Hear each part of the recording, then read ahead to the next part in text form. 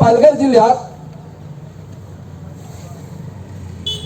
धर्मांतराच्या नावाखाली आदिवासीवर होत असलेला अन्याय आणि अत्याचार हा कितपर्यंत आम्ही सहन करायचा? हा अत्याचार येशू ख्रिस्ताची प्रार्थना केली म्हणून केला जातो. काय धर्मात संविधानामध्ये आम्हाला अधिकार नाहीये?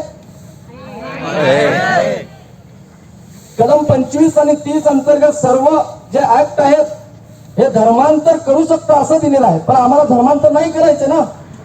तुम्ही आम्हाला ख्रिश्चन धर्म करत स्वीकारायला का जबरदस्ती करता?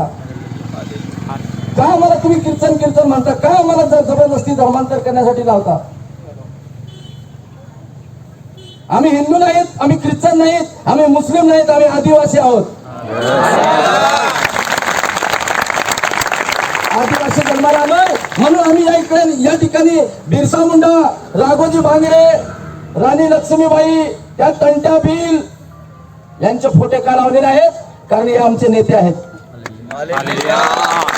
बाबासाहेबांनी आम्हाला संविधान दिलं आणि संविधानामुळे आज आम्ही आंदोलन घेऊ शकलो म्हणून बाबासाहेबांचा आम्हाला या ठिकाणी आम्ही फोटो लावलेला आहे. आझादी मिळवण्यासाठी इंग्रजांच्या गुलामगिरीतून आम्हाला आझादी मिळावी म्हणून आम्ही गांधीजींचा देखील मोलाचा वाटा होता आणि म्हणून आम्ही गांधीजींचा देखील फोटो लावलेला आहे. हे आमचे देव नाहीत, हे आमचे नेते आहेत, पुढारी आहेत. आणि त्याने अत्याचाराविरुद्ध लढा दिला.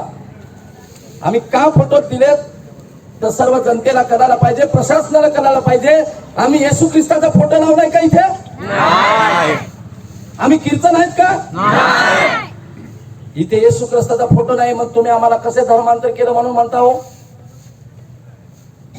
आम्ही जाब विचारतो आज या आंदोलनाच्या वतीने मी जाब विचारतो प्रशासनाला की जे लोक तुम्हाला पत्रक देत असतील, जे पत्रक देतात की पालघर जिल्ह्यात प्रचंड प्रमाणे धर्मांतर होत आहे, यावर तात्काळ बंदी घालावी.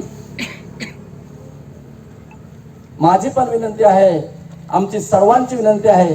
त्यांनी दिलेल्या अर्जाची सक्त चौकशी करा, शहानिशा करा.